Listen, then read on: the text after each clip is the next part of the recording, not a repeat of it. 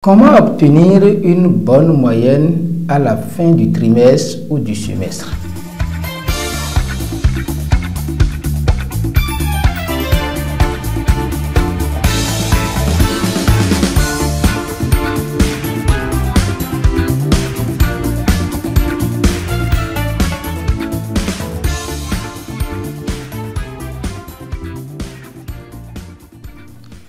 Chers apprenants, bonjour, bonsoir, selon le moment où vous me recevez. Dans cette vidéo, je vous présente en 3 points essentiels des astuces qui ont fait leur preuve.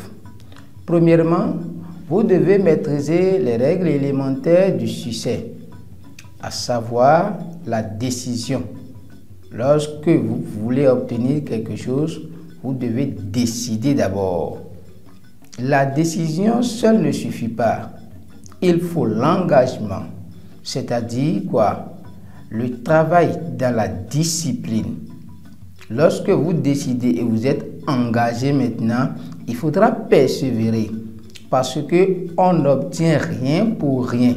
Le chemin de la réussite peut être parfois parsemé d'embûches, mais c'est loin d'être l'échec parce que l'échec pour ceux qui veulent gagner n'existe pas.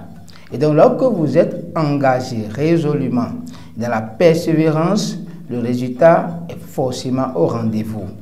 Alors, passé ces 3 aspects élémentaires du succès, nous allons maintenant à présent parler de l'organisation. Une bonne organisation vous aiderait beaucoup. Alors, en matière d'organisation, nous allons aborder 3 petits points essentiels. Le premier petit point, c'est que vous devez d'abord faire le bilan de votre niveau dans toutes les matières, ce qui vous permettra évidemment de dégager de l'eau, c'est-à-dire les matières qui vous sont plus accessibles et les matières dans lesquelles vous avez un peu plus de difficultés. Une fois ce travail est fait, vous appliquez maintenant la règle des 2 tiers. Donc, avec la règle des 2 tiers, vous consacrez les 2 tiers de votre temps à ces matières-là.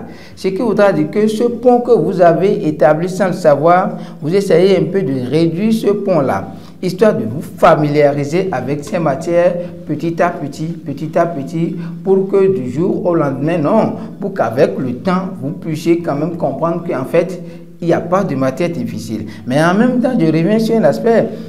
Le 1 tiers qui reste, vous devez consacrer aux matières que vous arrivez à comprendre parfaitement.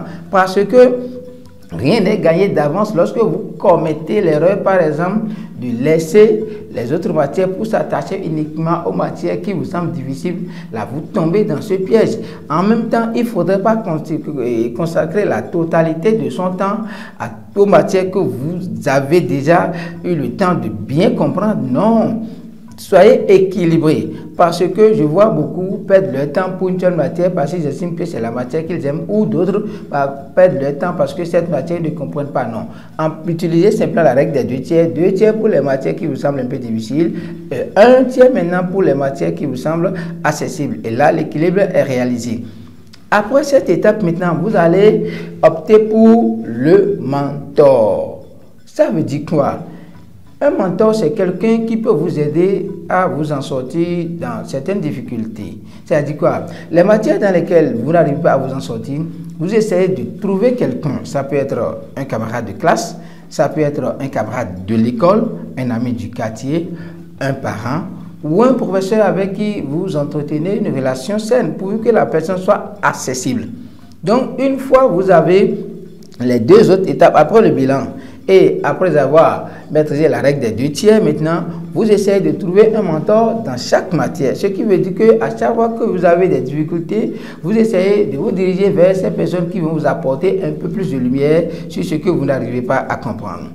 Alors, à part ce point maintenant, il faut aussi parler de la méthode de travail. Parce que vous avez décidé, vous êtes bien organisé, mais sans une bonne méthode, le résultat n'est pas au rendez-vous. Alors, quelle méthode il fallait adopter? C'est aussi simple. Vous devez tout faire pour que dans une journée, les leçons que vous avez reçues dans la journée, vous fassiez l'effort d'abord de les lire correctement. Mais avant ça, il faudra suivre religieusement le cours. Ne perdez pas 1 seconde. Ensuite, quand vous revenez, relisez correctement le cours. Et ceci dans la même journée. Essayez de refaire les sites d'application. Ceci vous permettra de vous évaluer, de faire un bilan journalier sur ce que vous n'avez pas compris. Et là, vous faites ça chaque jour. Ça vous aiderait à vous orienter chaque fois vers vos mentors qui vont essayer de vous expliquer ce qui ne va pas.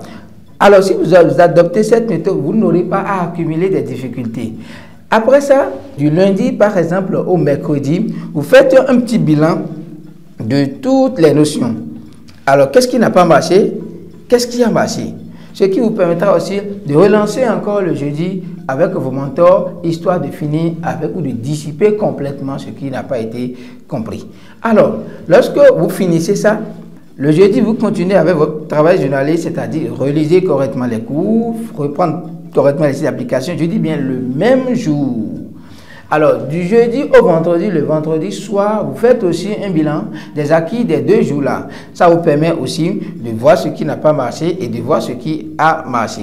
Alors, vous mettez maintenant le week-end à profit et vous reprenez les matières, les bilans que vous avez fait le mercredi et les bilans du vendredi. Vous approfondissez maintenant ces notions avec vos mentors. C'est pourquoi je disais tantôt que les mentors doivent être accessibles. Avec vos mentors le samedi. Donc, vous prenez la journée du samedi pour essayer de faire tout ce qui est ici et de comprendre tout ce qui n'a pas été compris. Ça veut dire que la semaine est bouclée. Et donc, vous prenez maintenant la journée du dimanche pour réviser les leçons ou du moins pour apprendre les leçons. Donc, si vous suivez correctement toutes ces étapes, vous allez comprendre qu'en fait, il n'y a pas de matière difficile, il n'y a pas de matière facile, il y a juste des choses que vous n'avez pas comprises, il y a juste des méthodes que vous devez adopter et vous n'avez pas pu adopter. Alors, voilà, chers apprenants, de façon simple et ramassée, des astuces simples, mais qui ont toujours fait leur preuve. Si vous avez aimé, merci de partager la vidéo et de prendre le rendez-vous pour le prochain numéro intitulé « Comment démystifier une matière ».